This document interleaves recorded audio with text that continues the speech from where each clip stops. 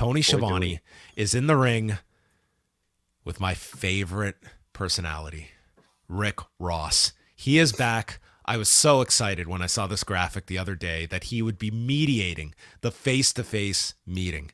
And Rick Ross just, step aside, Tony. I've got this handled.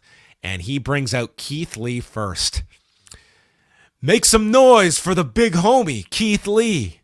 And he reminds us all that he's the biggest boss, Rick Ross, and they've come to make some history here in Texas. And they've got some big business to discuss. And then he calls out the young legend, Swerve. And as Swerve is coming out, Rick Ross is really taken aback by the moment. And he looks down and he looks up and he tells Keith Lee, man, you're a big motherfucker. Uncensored on TVS. Way I wish you were here with me, because I was like, this is the best segment of the year, getting in right at the deadline. I was just in my glory. I was swerving in my glory watching this segment. Keith Lee's reaction was the best. He's like, yeah. So they did not catch this one. So Swerve is out, and Swerve, I don't know how these guys kept straight faces with this man out here, says, I tried with you, Keith. We should own everything. And Rick Ross, own this shit. Again, gets out, which was nothing compared to the last one. And Swerve says, I can't deal with the accusations. False accusations. And Lee, you can't keep your eye on the ball, can't keep your eye on the titles, your health. Whoa. And you've got to keep your eyes in the back of your head from now on. When all of a sudden, Parker Boudreaux shows up and attacks Keith Lee, and he's wearing the Mogul Affiliates hoodie that Swerve is in, and Lee fights off Parker.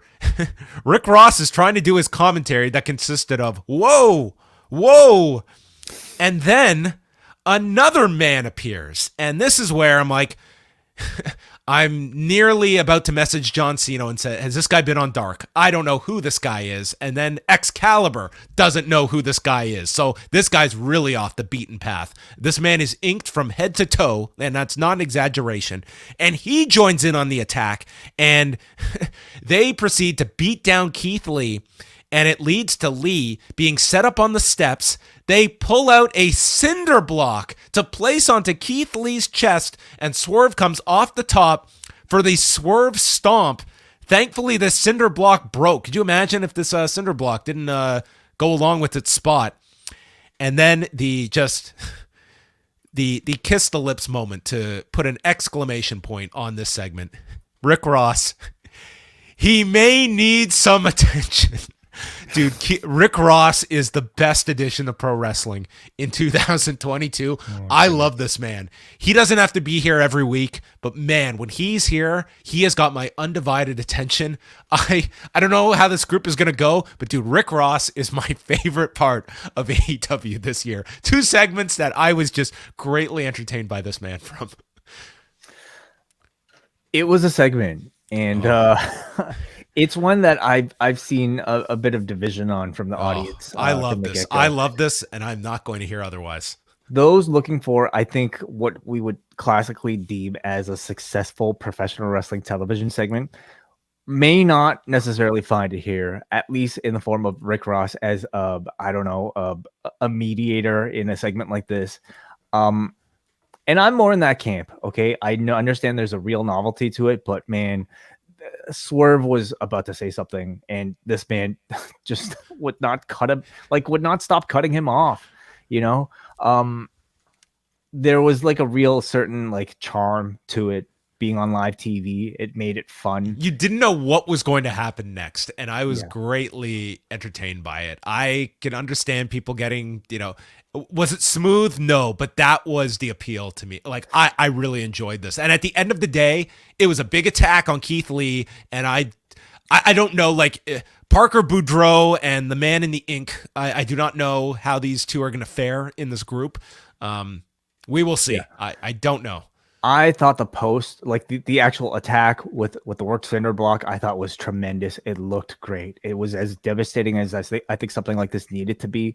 And I also really like the fact that they're building a faction around Swerve. I mean, I really truly think, like, you know, Swerve is going to be a top act in this company in 2023, and I think having two heavies next to him is going to really like help his perception as being a top guy. And Parker Boudreaux, on, you know, the Trust Busters, like, really seriously, like, is I suppose it was fine to, you know, I don't know, for him to kind of get his training wheels within the AEW locker room, but beyond that, this is a much better role for him.